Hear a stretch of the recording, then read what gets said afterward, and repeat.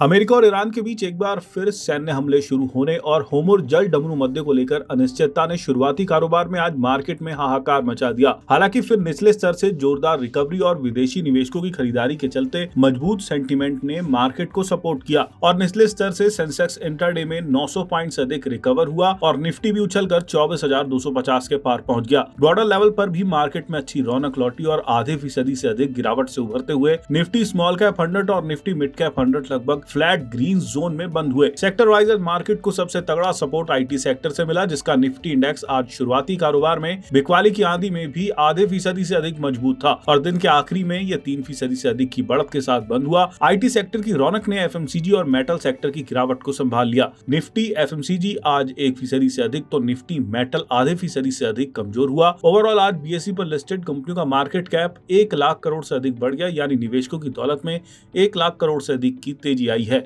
Equity benchmark indexes की बात करें तो आज सेंसेक्स 47.01 पॉइंट यानी 0.06% की मामूली उछाल के साथ 77,616.40 और निफ्टी 50 भी 4.10 पॉइंट यानी 0.02% की हल्की बढ़त के साथ 24,211.00 पर बंद हुआ। इंटरडे में सेंसेक्स 711.96 पॉइंट्स टूटकर 76,857.43 तक आया था, जिससे ये 931.86 पॉइंट्स रिकवर होकर 77,789.29 तक पहुंच गया। तो निफ्टी भी शुरुआती कारोबार में 206.70 पॉइंट्स गिरकर 24,000.20 तक आया था, जिससे 259.60 पॉइंट्स रिकवर होकर ये 24,259.80 तक पहुंच गया। एक कारोबारी दिन पहले यानी 10 जुलाई 2026 को बीएसई पर लिस्टेड सभी शेयरों का कुल मार्केट कैप 4,81,30,322.70 करोड़ था। आज यानी 13 जुलाई 2026 को घटकर 4,82,40,40,61.45 करोड़ पर पहुंच गया। इसका मतलब हुआ कि निवेशकों की पूंजी में आज 1,09,938.749 करोड़ का इजाफा हुआ। सेंसेक्स पर 30 शेयर लिस्टेड हैं, जिसमें से 12 आज ग्रीन जोन में बंद हुए। सबसे अधिक तेजी आज टीसीएस, एचसीएल टेक और इन्फोसिस में रही। वहीं दूसरी तरफ सबसे अधिक गिरावट आज टाटा स्टील, जोमेटो के एटर्नल और इंडिगो में रही।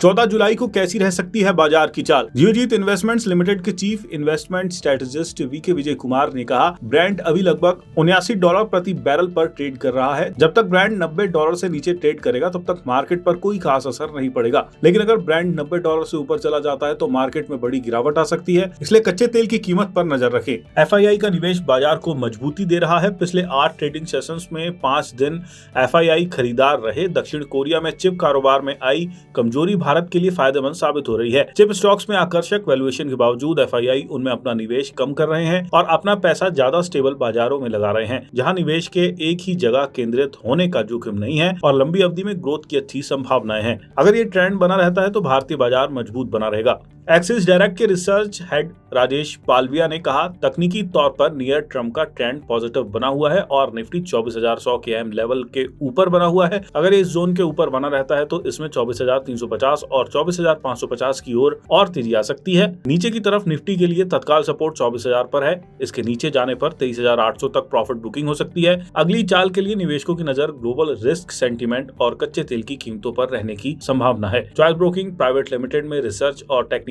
रिसर्च के वीपी सचिन गुप्ता ने कहा कि निफ्टी के लिए इमीडिएट ट्रेडिंग रेंज 24,000 से 24,400 के बीच रहने की उम्मीद है। इसके किसी भी तरफ आने वाले ब्रेकआउट से ही बाजार की आगे की दिशा तय होने की संभावना है। निफ्टी के लिए अभी 24,400 के लेवल के पास रेजिस्टेंस है, जो 200 दिन के ईएमए से मेल खाता है और अहम रेजिस्टेंस जोन बना हुआ है। अगर ये इस लेवल के ऊपर मजबूती दिखाता है तो 24,600 से 24,800 की ओर रैली का एक नया दौर शुरू हो सकता है। नीचे की तरफ 24,000 के लेवल के तुरंत सपोर्ट के तौर पर काम करने की उम्मीद है और उसके बाद 23,800 के लेवल पर अगला अहम सपोर्ट है। अगर निफ्टी 23,800 के नीचे बना रहता है तो लंबे समय तक कंसोलिडेशन का दौर देखने को मिल सकता है।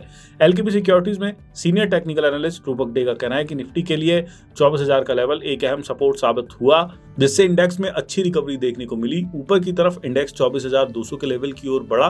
बाजार का मूड अभी भी बुलिश बना हुआ है क्योंकि बुल्स ने 24,000 के लेवल को बचाए रखा है। दिन के निचले स्तर से मजबूत रिकवरी बाजार की अंदरूनी मजबूती को दिखाती है। 24,200 के ऊपर निर्णायक बढ़त से शॉर्ट टर्म में नई तेजी आ सकती है, जिससे इंडेक्स 24,500 और उससे ऊपर जा सकता है। वहीं दूसरी ओर अगर इंडेक्स 24,000 के लेवल से नीचे गिरता है तो बुलिश मूड कमजोर हो सकता है और शॉर्ट टर्म में बाजार का रुख बेयर्स के पक्ष में जा सकता है। एलकेबी सिक्योरिटीज के टेक्निकल एनालिस्ट वत्सल भुआ का कहना है कि सोमवार के सेशन में बैंक निफ्टी में जबरदस्त रिकवरी आई। इसने डेली चार्ट पर अपना 20 डीएमए वापस हासिल कर लिया और एक बुलिश कैंडलस्टिक बनाई, जो बेहतर होते सेंटीमेंट का संकेत है।